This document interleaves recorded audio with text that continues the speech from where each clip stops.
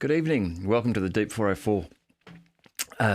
There's a lot of interesting news that's happened in the last day or so I'd like to cover off with you tonight. Let's start off with the missile strike on Sevastopol. Now, at about 3 a.m. on the 13th of September, it seems that a group of 5, perhaps Su-24 bombers took off from the Starokonstantinov airbase in the Khmelnitsky region in sort of central Ukraine area. Those 5 Su-24s appear to have been equipped with 2 cruise missiles each. These will either have been a Storm Shadow or Scalp missiles.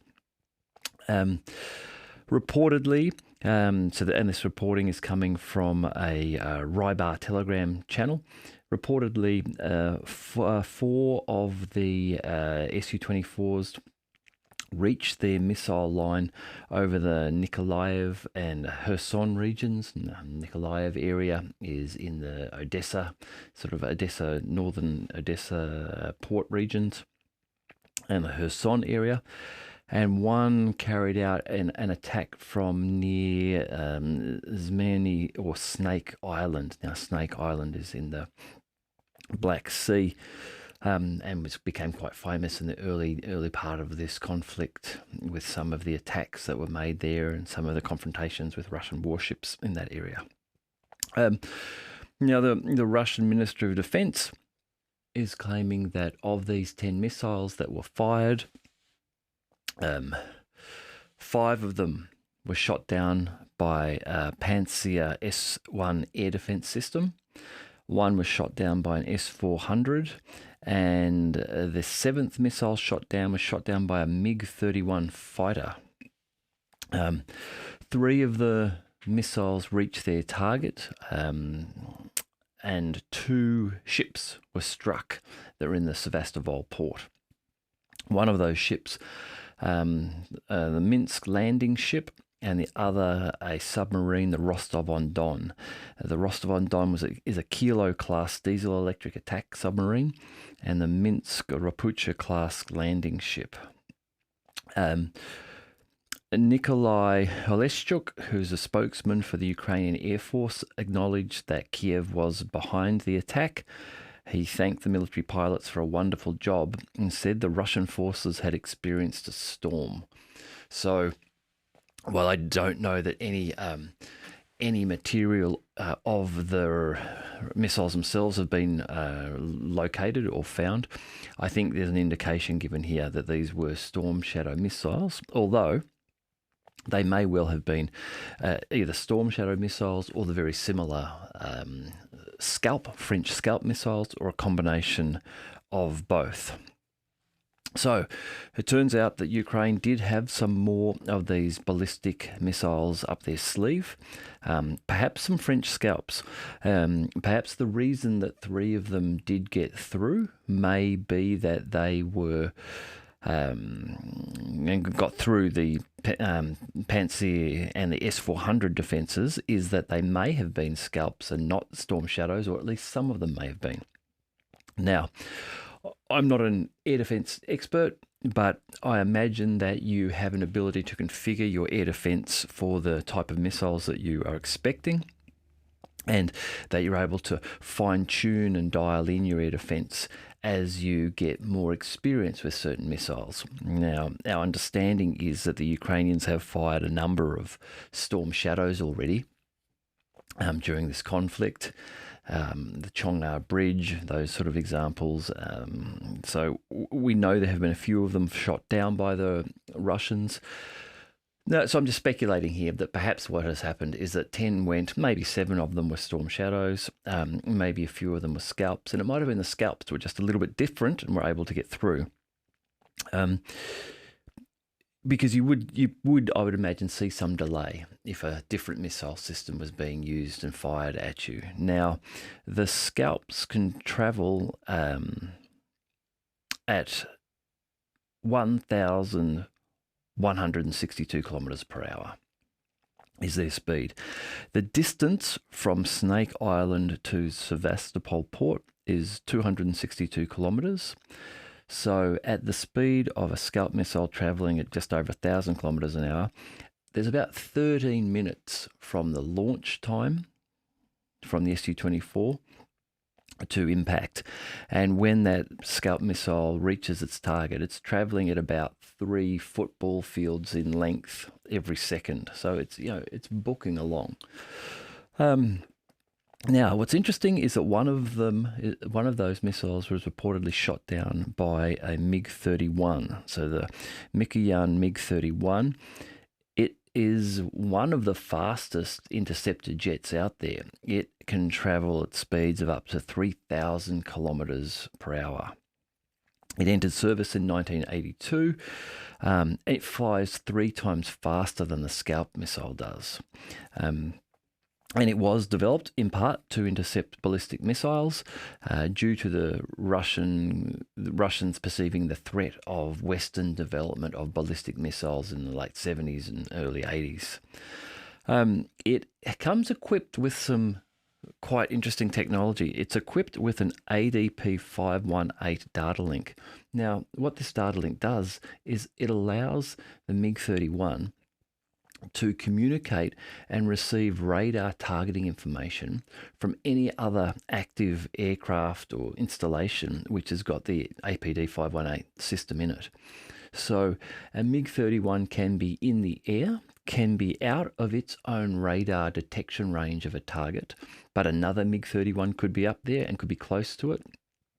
That MiG-31 can then detect the target and can then guide the other MiG into it.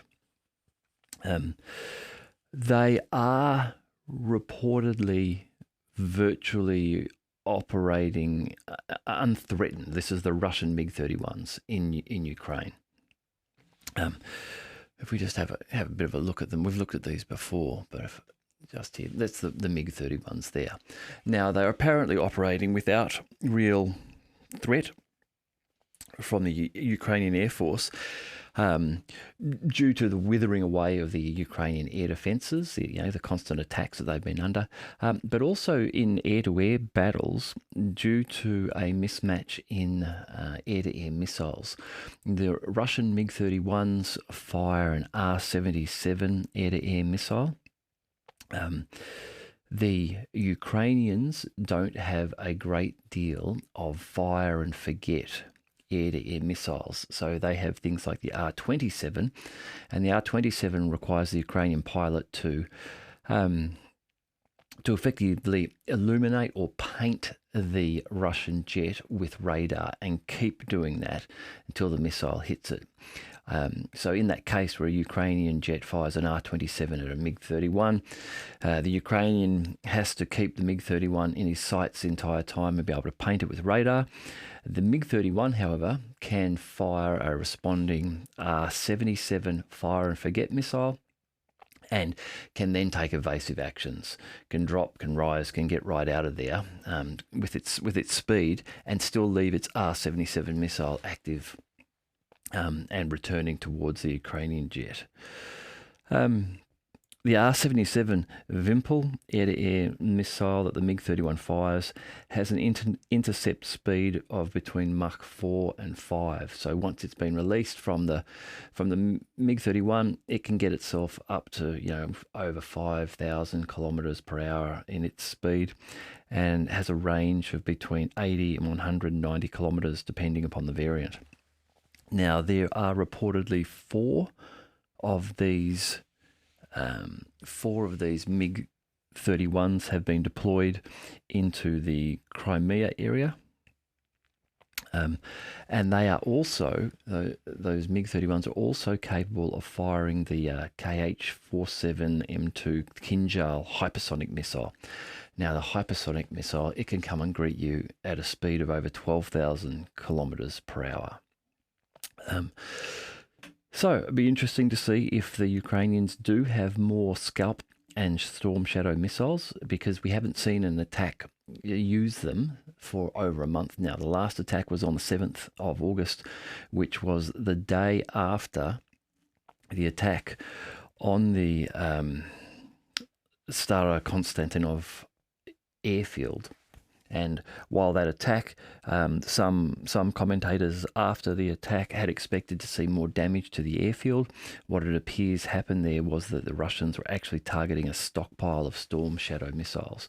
And that did seem to have been borne out in that there was one attack the following day on the Chongar and Hengsek bridges, which join the Kherson region to the northern area of Crimea.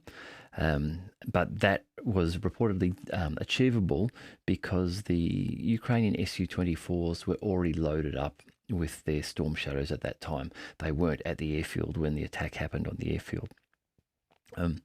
So, yeah, there's been nothing since then. Yesterday we get some, and some of them get through, which just leads me to think that perhaps some of them may have been the French SCALP missiles, which are very similar to the Storm Shadows, but different. Now, in some other weapon development information in Russia, the Russians have just successfully tested the FAB 1500. Now, the FAB 1500 is a glide bomb. Now, the FAB 500 has been used quite a bit in this conflict. Reportedly here on the screen here, reportedly this whole, now I can't confirm that this is, but this crater here is reportedly from a FAB 500 bomb. Here is reportedly an explosion of a FAB 500 going off. You can see it's quite a large explosion, and this is also showing, allegedly some the aftermath or crater of a FAB 500. Now, that vehicle in there clearly has ended up in there after the explosion, or was blown into the explosion by another bomb or something like that. But you see a decent sized crater that the FAB 500 makes. Now, the FAB 1500 clearly packs a much larger punch than that, carrying 3 times as much explosive material. These, also the reporting from the test is that the range on them is much larger than the 500 kilogram size. The actual explosive warhead within the FAB 1500 is supposed to be around 700 kilograms of explosive. And the rest of the weight comes from the body which itself will fragment, and the control system to use it to allow it to glide. Now, just to compare this to, say, things like a Storm Shadow or Scalp missile, now a lot of cruise missiles will have a warhead in the 450 to 500 kilogram range. So this one has, again, quite a bit more explosive power, yet they are far, far cheaper to use. Now, those missiles are very, very expensive. These bombs, no doubt expensive for you and I, but in comparison, far cheaper. For close air support in other situations, they are effectively on call. They can be called up very quickly and easily. They are released. Well, this is the FAB 500, so I'm assuming this is the same with the FAB 1500s, but they are released between altitudes of 500 meters and 12 kilometers, and at speeds ranging from 500 to 1,000 kilometers per hour. The kill radius of the FAB 250 and the FAB 500 are given as being 100 meters for the FAB 250 and 140 meters for the FAB 500 for soft skin material, and 33 meters and 60 meters. What's that? 60, that's 180 feet for light armored vehicles. And a discussion for the FAB 1500 of there being an impacted radius around the explosion of 2 kilometers. So the FAB 1500, much bigger punch. Now, that impacted radius isn't indicated if that is a kill radius, but an area in which some level of damage would occur. So one of these FAB 1500s will take out a radius, a circle of radius 2 kilometers around it will cause damage in there. So that's a big, big bomb. They can be attached with like the American JDAM like wing kit, which reportedly allows the Fab 500s to have a range in excess of 70 kilometres due to its glide ability. Now, if you just do the simple projectile maths on something, the weight of one of these 500 kilogram bombs traveling at 1,000 kilometres an hour and put them at a launch angle of 45 degrees, you get something around 16, 17 kilometres that it will just travel combating gravity. However, it seems that once you put these wing kits on them, then you've now got the ability for them to glide, and apparently that gets them a range in excess of 70 kilometres. So 70 kilometres from the front line, you can be dropping these now 1.5 ton Fab 500 bombs. Frightening to be on the front line, to know those are now going to be coming your way. In some geopolitical news, which I'll just go through before we get into the daily Battlefront update. The G20 summit has just happened. The G20 has it had 19 countries in it, and it also had the European Union as a member. The African Union has now been added, so the African Union are in there. And out of the BRICS group of nations, there are Argentina, Brazil, China, India, Russia, Saudi Arabia, and South Africa are all within the G20. Collectively, the G20 member nations, the other nations in there are Australia, Canada, France, Germany, Indonesia, Italy, Japan, Republic of Korea, Mexico, Turkey, which is, I've learnt the pronunciation for what we have previously called Turkey, but Turkey, the United Kingdom, and the United States. The G20 members represent about 85% of the global GDP and over 75% of global trade, and about 2/3 of the world's population are contained within the member states. Now, there were some very interesting things that happened at this G20 summit. One of them that some keen-eyed observers noticed was that the Prime Minister of India, Modi, sat behind a country name tag that used the traditional name for India of Bharat. This seems to be another move by the global South to grow up, to assert their dominance, move away from their colonial heritage, and beginning to use their old ancient traditional name. There are some people who think that this is a very good move for Bharat, India. There are others domestically who feel that it's going to be a problem because it's actually a shift in the sort of Hindu nationalist movement, and that it may spark conflict and problem with other ethnic minorities within Bharat, India. But this does, I think, encompass like a wider movement of sort of liberation of nations around the globe, looking to grow their power, grow their identity as the unipolar world moves away and the West's power begins to shift and perhaps decline. This did, come after, not long after Turkey also made moves to stop using its Western name of Turkey and move back to the pronunciation of Turkey. The statement on Ukraine that came out of the G20 was interesting, and I think this is in large part due to the fact that there are those 6 or 7 BRICS member states in the G20. The wording of the war against Ukraine, the Russian war against Ukraine, has been softened to be the war in Ukraine. Reportedly, Russian Foreign Minister Sergei Lavrov was surprised by this. They said the Russians hadn't been pushing for this, but they were pleasantly surprised that this had happened, as the Russians, obviously have their reasons for having gone into Ukraine. In the West, it's framed as being an unprovoked attack by Russia.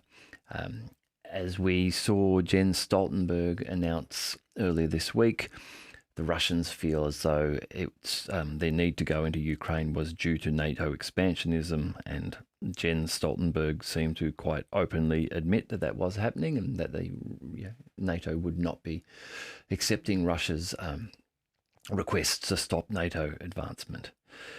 There was also a push from the Western nations for support for a grain deal that would provide grain access for Ukraine. But the G20 group has entered into their statement that the wording around this is that the grain deal will be both from the Russian Federation and Ukraine. So again, the West not getting their way there and just getting the G20 to agree and enforce a policy of let's move towards getting Ukrainian grain out of Ukraine. Instead, they have agreed that it is a policy of getting both Russian and Ukrainian grain out. Now, at the G20, the Italian President Meloni, she had an interesting piece of footage come out about her. It's only brief. I'm not sure what the source of it was, but it was at a press conference at the end of the G20 where she appeared to be somewhat stressed, I guess you might say. Her facial expressions were unusual for a few moments. But anyhow, I'm not really going into what was happening there. Perhaps she was just feeling a lot of pressure there. Perhaps pressure about a decision for Italy to leave the Chinese Belt and Road Initiative. Italy is the only G7 country. The G7 is the US, the United Kingdom, Canada, France, Germany, Italy, and Japan, and the European Union are what's called a non-enumerated member. Italy is the only one to sign up for the Chinese Belt and Road Initiative. It did that in 2019. Now, Italy did that after decades of economic strife and recession and bailouts. And at the time, it found that it could get infrastructure investment from China. The Belt and Road Initiative of China is a massive infrastructure initiative.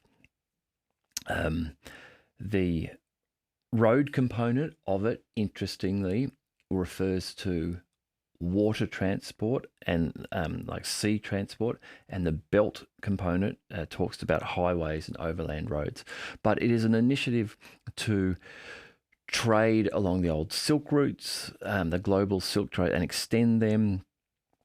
China is developing roadways, rail systems, power generation systems, hotels, all sorts of things, telecommunication capability along these pathways to enable the more efficient transfer of goods and products in the future.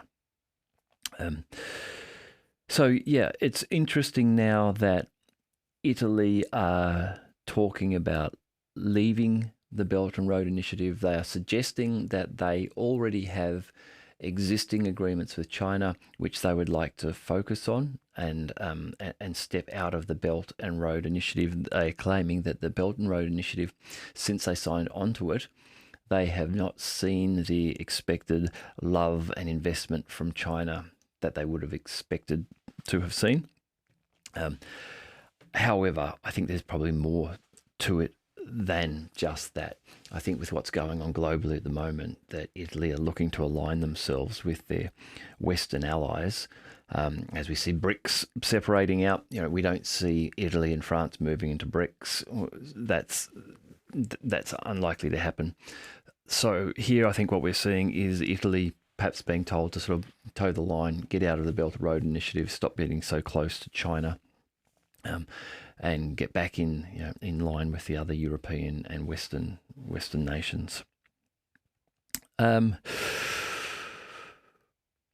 Just moving on a little bit to talk before I get into the daily update of the battlefront there. It's a little bit of information I found about the Donetsk People's Republic. Russian President Putin has made September the 30th a holiday, a day of celebration for the Donetsk region. Now, what I'm going to read here comes from Eva Karina Bartlett, her Reality Theories Telegram channel. She's an independent journalist who has been working in war-torn countries for some years. I believe her opinions, much like, say, Patrick Lancaster, who broadcasts works and has for years in the Donetsk region. She's considered by the West to be Putin apologists.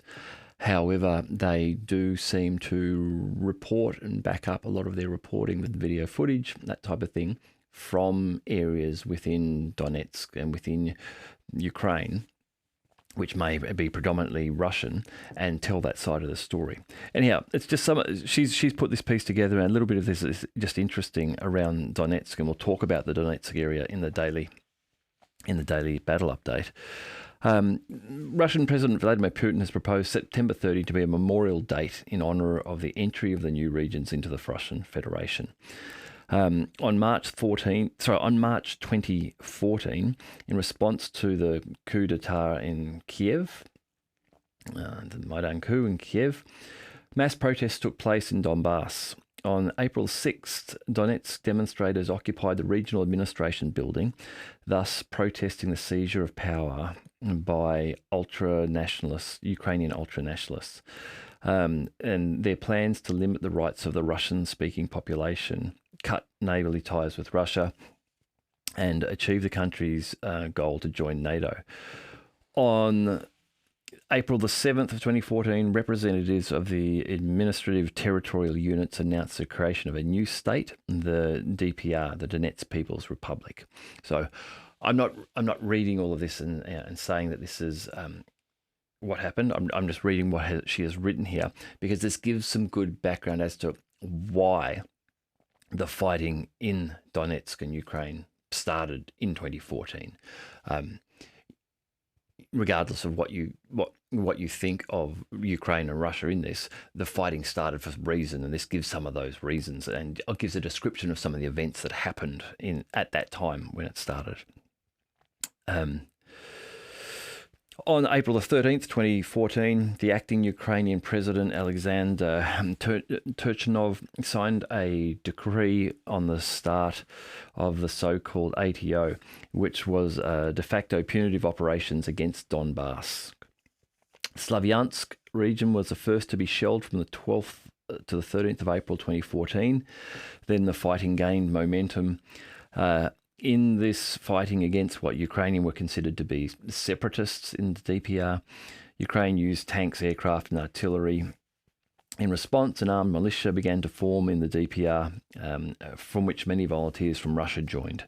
Yeah, there was Russian armed forces joining in to support this, as you would expect. Them famously called the Little Green Men, as they were coming across the border from Russia in, green camouflage outfits, but Russia was denying that they were sending military support at that stage.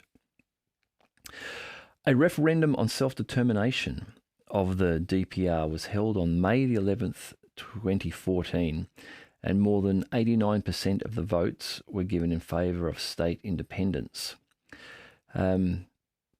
The first active phase of confrontation between the Ukrainian army and the DPR militia ended with the defeat of the Ukrainian formations in Olovaisk on August 29th, 2014. On September the 5th, 2014, the first Minsk agreement was signed.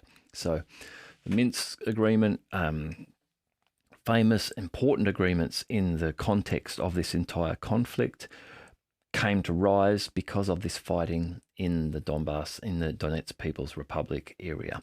And at a point where the militia had pushed the Ukrainian formations back, that's when the negotiations happened. The first Minsk agreement was signed. Sometime after that, however, fighting started again and ended a second time with the defeat of the Ukrainian army near Debaltsevo on February the 18th, 2015.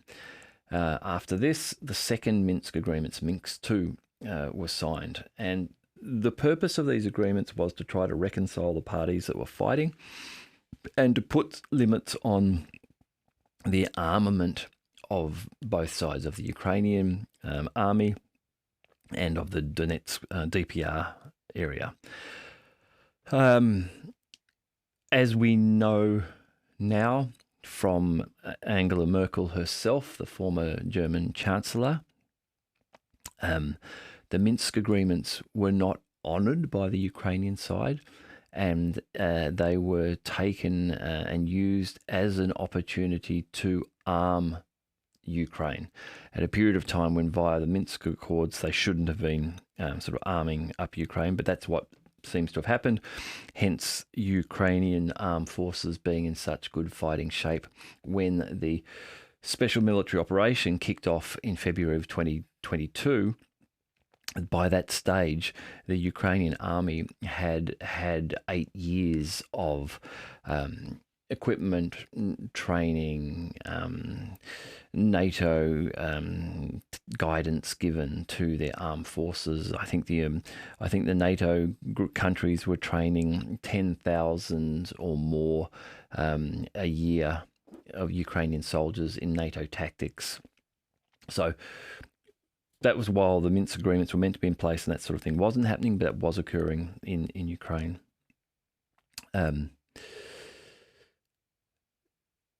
On February, then moving forward, on February the 19th, 2017, President Vladimir Putin of Russia signed a decree on the temporary recognition in the Russian Federation of documents and registration plates of vehicles issued in the territories of the DPR, the Donetsk People's Republic, and the LPR, Lugansk People's Republic. And in March of 2017, the DPR began multi-level integration with the Russian Federation. So the DPR, the LPR, predominantly Russian ethnic background areas of Ukraine, wanted to separate. The Ukrainian government, Kiev, didn't want that to happen. So an internal conflict, civil war sort of started up with the Ukraine National Army fighting these areas, wanting the independence and separation. Russia supported the independence of these regions, and then in 2017, those regions began integration with the Russian Federation. Then on February 21st, 2022, Russia recognized the independence of the DPR and the LPR, and on February 24th, the Russian president announced the start of the special military operation. One of the goals of that was to protect the residents of Donbass from Kiev and the Ukrainian army attacks. We still have reports, almost daily reports, of shelling upon Donetsk city from Avdiivka, the area just to the northwest of Donetsk city. And those reports are again backed up by video footage. You don't see it in the West, but if you do follow people like Eva Karina Bartlett, Eva Kate, or Patrick Lancaster, they provide video footage of what's happening. They walk around the streets interviewing the people who live there on the streets in Donetsk and ask them who's doing the shelling. And the people almost slap them for asking them such a stupid question. They tell them the Ukrainians are doing the shelling, and they have been since 2014. Anyhow, in the same year, 2022, from September 23 to 27, referendums were held on the issue of the entry of the DPR, the LPR, Zaporozhye and Kherson regions into the Russian Federation. In the DPR, 99% of voters voted for a future with Russia. Now, 99% is a large number, but when you consider that in 2014, more than 89% of the votes in the DPR were given in favour of state independence and obviously of integration with Russia. So that was 8 years ago. I would imagine that in that 8-year period, people who did not wish to be part of Russia would have moved and would have left the Donetsk People's Republic, hence this high number of voters voting for a integrated future with Russia. And then finally, on the September 30th, 2022, a ceremony was held to sign agreements on the entry of the new regions into the Russian Federation. It's just, I thought it was just a little bit of background about how the current state of those regions, the DPR, the LPR, even Kherson and Zaporozhye, have changed over the course of the special military operation. These areas are considered now, the DPR and the LPR, to be part of the Russian Federation. Zaporozhye and Kherson will most likely follow suit as Russia asserts control over time over Ukraine and pushes Ukraine armed forces back to the Dnieper River and beyond, perhaps in some areas. I think a similar thing is likely to happen in the Kharkiv region and also in Odessa, that ultimately those areas will all become part of the Russian Federation. Okay, the Ministry of Defence update. So this is what's happened in the last 24 hours in the battlefront in Ukraine. Now I want to talk a little bit about the Donetsk area in here. So starting off with the Ministry of Defence reporting, in the Donetsk direction, units of the Yug group of forces, utilising aviation, heavy flamethrower systems and artillery strikes, repelled 8 attacks of assault detachments of the Armed Forces of Ukraine, 80th Airborne Assault Brigade and 59th Motorised Brigade near Kleshchievka, Berdichi, Pervomayelsk in the Donetsk People's Republic. Now, there has been heavy fighting in Andriivka. Let me just get to our map over here. Where are we? Okay, move this a little bit so we can see. So we're looking here on the map. This red place marker here is Bakhmut. And this blue one here is Kleshchievka. And this purple one here is Andriivka. Now, Andriivka has been in the news just recently. Denis Pushilin, the head of the DPR, has come out denying statements that were reported coming from Kiev about the capture of Andriivka, this area here, this purple area here. Now, Andriivka is important because Kleshchievka is important, and Kleshchievka is important because Bakhmut is important.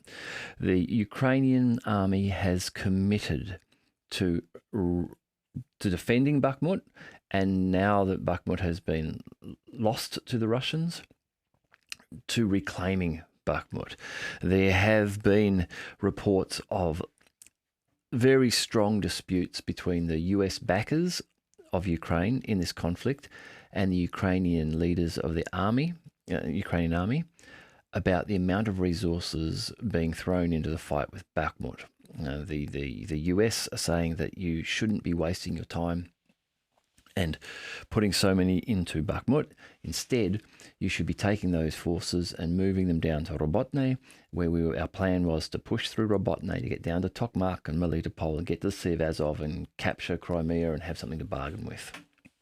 However, Zelensky doesn't want to do this. He wants to get Bakhmut back. Anyhow, so Bakhmut, in order to get Bakhmut, the Ukrainians want to be able to come in from the south and attack from the, sorry, I'm not showing the map, attack from the south. This is Bakhmut city here. And to do that, they need to take Kleshchievka here. If they take Kleshchievka, there is a rail line which runs up here. This rail line may up here have some possible strong defensive positions. Also, the Russians don't have any real defensive positions here to the east of Kleshchievka. So if the Kleshchievka township is taken by the Ukrainians, then they're able to force the Russians back here, and they can start to cut off the roads leading up to the south. These roads leading to the south into Bakhmut aren't actually used for resupply. Bakhmut is resupplied from the east, but it gives them avenues of attack, and they can start to attack around a wider perimeter. So Klishchiivka is important because Bakhmut is important, and Andriivka is important because Klishchiivka is important, because Andriivka, if it can be taken, then the Ukrainians can walk up the train line again to assist in taking Klishchiivka. Or they could even perhaps bypass some of the heavy fighting that's happening here and start to push the Russians back across these fields. Now, what Denis Pashulin has been talking about was announcements that came from Anna Malia, who is the Deputy Defense Minister for Ukraine. She came out and stated that the Ukrainian armed forces have liberated Andriivka, a village on the southern flank of Bakhmut near Klishchiivka. Fighting for Andriivka and Klishchiivka has been going on for several months. Russian military publics wrote last week that the Russians had withdrawn from Andriivka. Sorry, Ukrainian had written that the Russians had withdrawn from Andriivka. However, after her announcement of this, the 3rd Brigade, which is currently fighting in the Bakhmut direction, reports that the statement by Deputy Defense Minister Malia about the liberation of Andriivka near Bakhmut is erroneous and premature. Serious and heavy fighting continues in the areas of Klishchiivka and Andriivka. Such statements are harmful, pose a threat to the lives of personnel, and harm the performance of combat missions. Finally, after being counteracted here by the 3rd Brigade, Deputy Defence Minister Malia has published a statement about the liberation of Andriivka after speaking with the military and agreeing with the military that there was a communication failure. There has been a communication failure between several sources of information that are reporting directly from the scene. There has been some success in Andriivka, and now heavy fighting continues, she wrote. What I think has happened here is that the Ukrainians are looking for a win somewhere. They need a win, however small it might be. They have got to be able to claim that they've taken some town. In Andriivka, it looks as though Hanna Malia has come out and stated this to provide a weekly win, some PR positivity for the Ukrainian failed offensive. This would give some news cycles, some good news to talk about. Some of that would float back to the West. So those people who don't look any deeper than the surface would go, great, Ukraine is still being successful. They're grinding forward. They've now taken Andriivka. That's all they'd think about. They'd forget about it and won't think about it again. I think that's what she has tried to achieve here. However, due to the fighting that has been occurring here, due to the fact that the fighting has been going backwards and forwards in here, and there are these counterclaims coming out from the Ukrainians, she's had to go back and say, okay, there was a miscommunication error. Now, part of the reason why the fighting has been going back and forth in here, now this was Military Summary Channel gave a great explanation of this today. So this is Andriivka. This is the area we're talking about. It's, what is it? It's 500 meters. It's 460 meters long. This is not a big place that we're talking about. But there is some geographic structures here which make the fighting here beneficial to the Russians. So the Ukrainians are coming in from the west. The Ukrainians are able to get into the town. They are able to get into here, push the Russians back. But when the Russians retreat back, now if we can just see here, if we can zoom in a little bit, just to the south of Andriivka, we can see, if you might be able to make out these white straight line structures here and here on either side of the railroad, just here and here. These are access ways to underground facilities, quite large underground facilities, and these form a safe haven for the Russian troops in this area. So in the normal to and fro battling that happens for Andriivka, The Ukrainians move in, they push the Russians back. The Russians withdraw into this secure underground location. Now, the Ukrainians don't have Fab 500s and Fab 1500s and big bunker busting bombs to drop on here. Instead, they're able to shell it with artillery. The artillery doesn't get through the dirt and the concrete. So the Russians are effectively safe with an access on both sides here, in and out on either side. Once the Ukrainians get into the town, the Russian artillery then begins to shell the Ukrainians in the town. And once the Ukrainians pull out, the Russians come out of the ground and come back in here. Now, the Ukrainians don't have the same sort of underground facility to retreat into here. So they're suffering far heavier losses. And this is why we see in the Ministry of Defense reporting, the losses for the day in the Donetsk area have amounted to 350 Ukrainian troops killed and wounded. Now, that's not just in Andriivka here. That is, a summation of Andriivka, Klishchiivka, Bakhmut, all around here. The fighting, there's heavy fighting all through here. But that's an example of why there are heavy losses. There are situations like that where the Russians are holding the higher ground in an area, or they have access to these underground spaces where they can retreat and withdraw into for safety, be protected from the Ukrainian shelling, and the Ukrainians lack having the same access to the same secure location to withdraw into, and instead they withdraw into fields or wooded areas, and they suffer from drone and artillery attacks.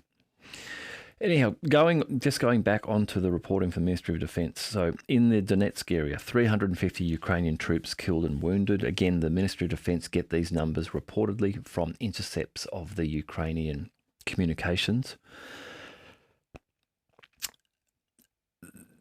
Ukraine also lost 3 armoured fighting vehicles, 5 motor vehicles, 3 M777 and M109 howitzers, and 1 D30 howitzer.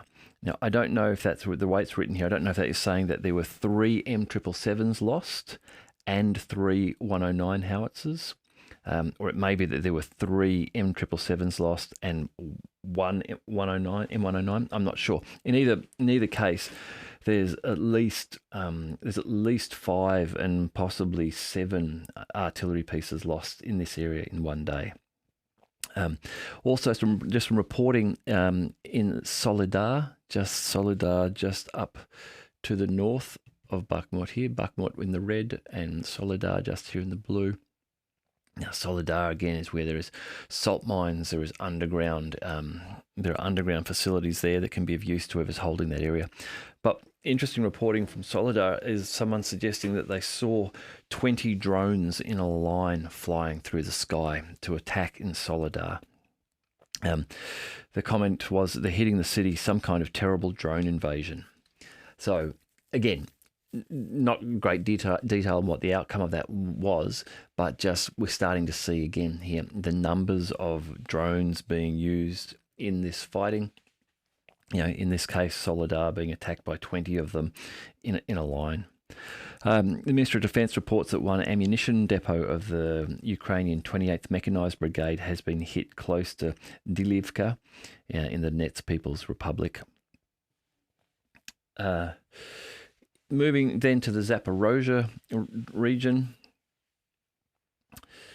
Units of the Russian group of forces supported by army aviation, artillery and heavy flamethrower systems repelled 3 attacks by the Ukrainian 82nd Airborne Assault Brigade and the 71st Jaeger Brigade close to Verbova in Zaporozhye region.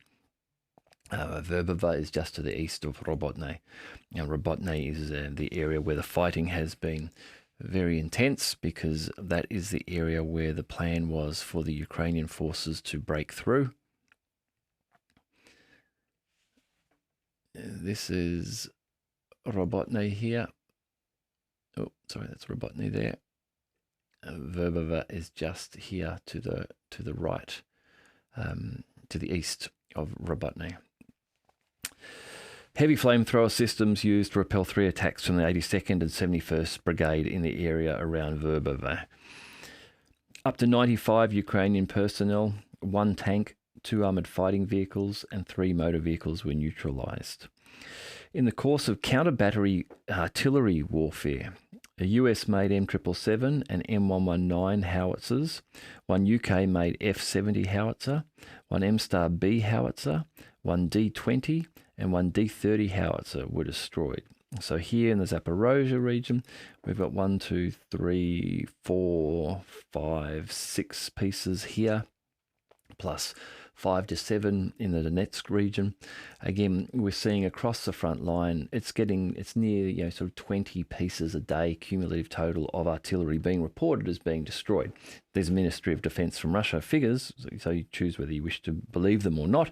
But if you do follow the Telegram channels, you are able to see a lot of this verified in video footage.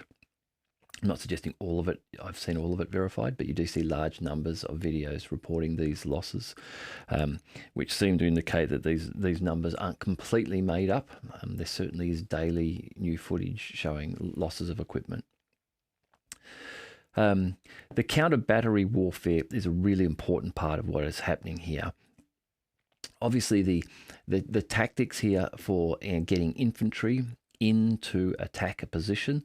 So if the Ukrainians, for example, are trying to take a Russian position, they are presently driving in rapidly in an armoured fighting vehicle or armoured personnel carrier, stopping, disgorging infantry from those, letting those infantry then run forward outside of the vehicle unprotected, run forward.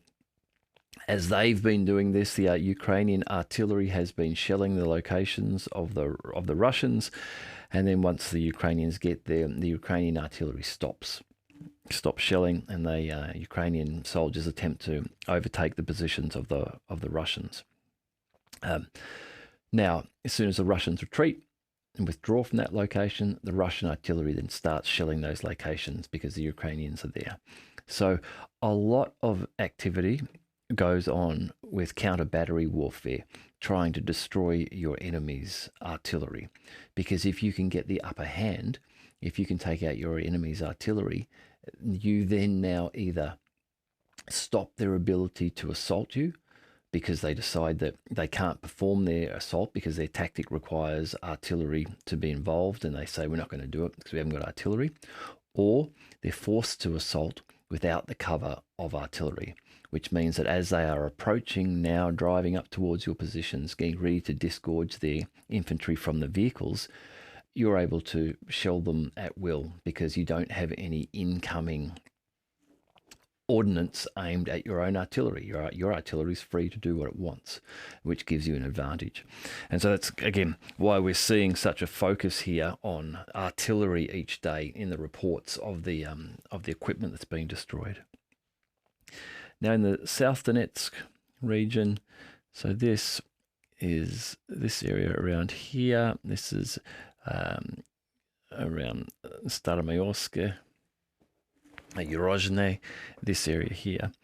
In South Donetsk, the Center group of forces using aviation, artillery and heavy flamethrower systems repelled 1 attack of an assault detachment of the Armed Force of Ukraine's 128th Territorial Defense Brigade close to Pryutne in the Zaporozhye region. Up to 140 Ukrainian personnel, 1 tank, 2 armoured fighting vehicles and 3 motor vehicles were neutralised. In the Krasny Liman area, so it's Krasny Liman is moving up north on our line. Krasny Liman area is around this area here up above Bakhmut to the west of Severodonetsk, around this area here. Krasny Liman, the Center Group of Forces, Aviation, Artillery and Heavy Flamethrower Systems, these are the TOS-1 systems. For those of you who are interested in the technology and tools of war, I've done one episode where I'm starting to work through, it'll be about 4 parts, work through some of the technology and tools and equipment that are being used in the war. I'm working from the ground on up, starting with landmines, going up from there and getting ourselves up into mortars and artillery and then air defense, all sorts of things, ultimately ending up with in the sky with jets and bombers, and doing a bit of a review on those. But in this Krasny-Liman area, heavy flamethrower systems repelled one attack of an assault detachment of the 63rd Mechanized Brigade close to Chervenaya Dubrova, which is just in the Lugansk People's Republic. In addition, strikes were delivered at clusters of enemy manpower and hardware near Seversk, Grigorovka, and Serebryanka. Up to 55 Ukrainian troops, 3 armoured fighting vehicles, 3 motor vehicles, and 1 D-20 howitzer were destroyed. In Kupiansk, moving further north. So Kupiansk here, Kupiansk, Sinkovka here, and Klissivka around this area here. So this is where the Russians are pushing and fighting to get to Kupiansk and get to the Oskol River, which runs down here. In Kupiansk's direction, the Zapad group of forces, airstrikes and artillery fire repelled one attack of the 30th Mechanized Brigade near Sinkovka. The enemy suffered losses, the enemy in this case being the Ukrainians, suffered losses of up to 130 Ukrainian troops, 2 infantry fighting vehicles and 3 motor vehicles in this direction. We're seeing the large numbers of losses of men, due in part to the fact of this tactic of approaching Russian lines with an armoured vehicle, an infantry fighting vehicle, but then disgorging the men, and those infantry fighting vehicles retreating out of the area before they can be shelled to try to husband them. But then, of course, then leaves men vulnerable to attack by many means, primarily artillery. There was some very saddening footage of an armoured personnel carrier with about 11, 12 or 13, I think, Ukrainian soldiers piled into it, being filmed from a drone. And then as it drove off, I wasn't able to tell if it was a lucky, very accurate artillery strike that hit it, or if perhaps an artillery strike had landed near it and they had forced it off the road and it had encountered a mine. But it was destroyed, and I imagine all inside were probably killed. In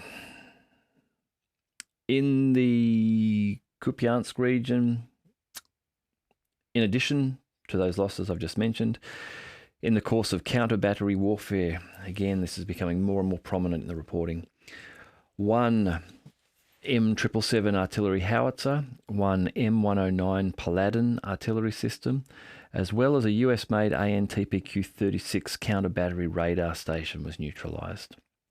Again, losing those counter-battery radar stations is a vital loss. That means that you are unable to detect where your enemy shells are originating from. Pardon me. That's what these counter-battery radar systems do. They scan the sky for incoming shells. When they see one coming in, they're able to work out its ballistic trajectory and its point of origin. That information is then fed into your artillery, and they turn and reorient themselves and they fire back at where those shells came from. If you've lost that in an area, then you are suddenly firing blind to some extent, particularly if you're dealing with an enemy who has got self-propelled artillery where they can shoot and scoot, so they can fire some shells at you, they can move, their radar can detect where you're firing from, and then from a new position they can fire back at you and you're unable to know where they are and you really get a shot back at them. You then become limited to firing at known locations, so you can fire at infantry where you know where positions may be, but in terms of the artillery it becomes harder for you to hit the artillery. So the Ukrainians reported they've lost another one of those counter-battery radar stations. Additionally, 2 ammunition depots were annihilated close to Berestov and Tikhoev in the Kharkov region. Now in the Kherson region, moving down to the south. Here we go. Here's Kherson. We haven't had a great deal of reporting, not a great deal of reporting from Kherson over the last weeks.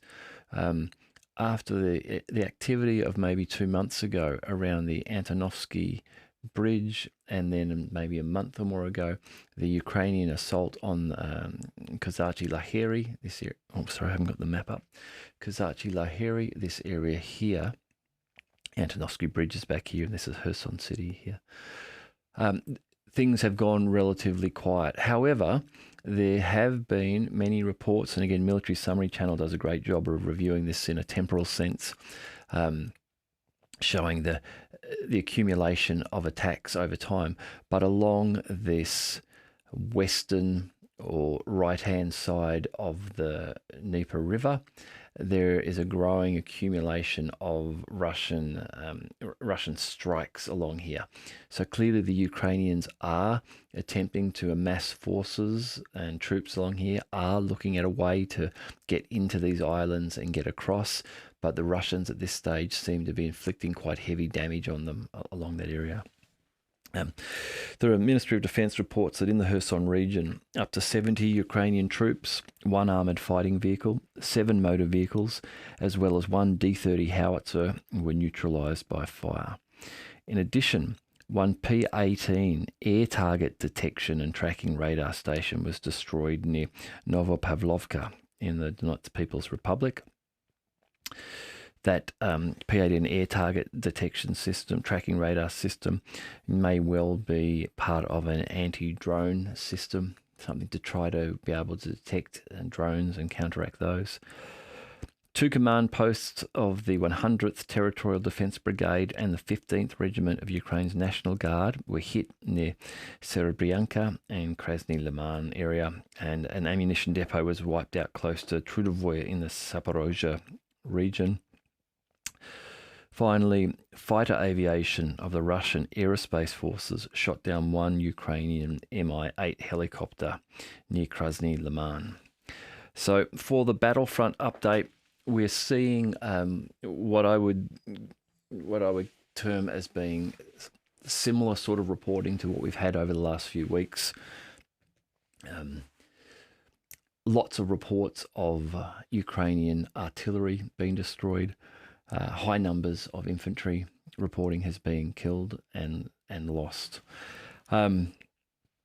Moving, just before I finish, one last thing, moving to the information space. There has been an interesting outburst, I guess you might call it, from this man, Michael John Cirillo, who now goes by the name of Sarah Ashton Cirillo. He's an American who has been appointed as a Ukrainian military spokesman for Ukraine's Territorial Defence Force and has issued a bizarre statement yesterday over Twitter, a threat to kill Russian propagandists, and claimed that next week, with some bizarre speak talking about the gnashing teeth of Russian devils and their rabid mouths foaming uncontrollably, that they will see a favourite Kremlin propagandist pay for their crimes. They quoting here, Russia's war criminal propagandists will all be hunted down and justice will be served as we in Ukraine are led on this mission by faith in God, liberty and complete liberation. Now, I think this is a really good example, a great example of the ideological difference between the West and Russia. The selection of a transgender, a man, a man dressing as a woman in this role, in such a public role for the Ukrainians as a spokesperson, is a clear demonstration of Ukraine's alignment with the Democratic Biden administration's progressive agenda. Cirillo would not be holding this role if the US did not support this. If if a conservative American government rather than a liberal democratic one were in power, he would not be holding this role. And this is important. This is informative, because this tells us a bit about what's causing this war in some respects, in what some of the fighting is over. Ideological differences are the heart of most wars. The philosopher Stephen Hicks, Dr. Stephen Hicks, he is one of the most informative people online that I've come across. If you are interested in the culture war that's going on, go and check out some of Dr. Stephen Hicks's videos. They're very good. I've been fortunate enough, he came on my other channel, The Third Party Show, and I was able to interview him, and I would like to get him back on again and talk more about this, but you can go and check that out if you check out The Third Party Show. He's just recently done another video on this topic, on ideology and how it has led to the major wars in the 20th century. In the case of this US proxy war via Ukraine against Russia, it seems to be a case of traditional, conservative, modernist views coming from Russia, being held in Russia, competing against the postmodern neo-Marxist ideology that is taking control of the West. And this has been coming in the West since I guess the 1960s. The neo-Marxists, the postmodernists, started to make their move upon the institutions, the universities in America. Another person, James Lindsay. If you're not aware of James Lindsay and his New Discourses podcast series, go and check it out. Some of it's a little chewy to get into. Some of his talk on the dialectic, like the Marxist, the Hegelian dialectic, it might take a little while to wrap your head around, but if you persevere with it and if you get it, suddenly a lot of what is going on in the West makes sense. You start to be able to understand how the left, how the postmodernists and how the neo-Marxists see the world, how they use language, what they're driving at, and the tool that they're using, the dialectic as a tool that they're using. Look, I think it's very interesting and trying to understand the ideology behind the conflicts that we're commenting on and that we're seeing in the world at the moment. And these will continue to become present. They're not always on the surface, the thing that you see straight away. You hear country A bad, country B good, but once you look into it, there's usually some ideological difference. In the past, it's been Western liberalism against communism, and that fight will continue to go on. Those of us who are individualists, who believe the individual is sovereign, who believe in the free market, as opposed to those who believe that the collective is dominant, and that managed markets, controlled economies are required. Those fundamental differences are what we're going to see coming to a head in the next few years. Okay. Hey, if you've watched it this far, thank you very much. I hope you're enjoying it. I will put together a report sometime tomorrow, and I look forward to speaking to you again soon.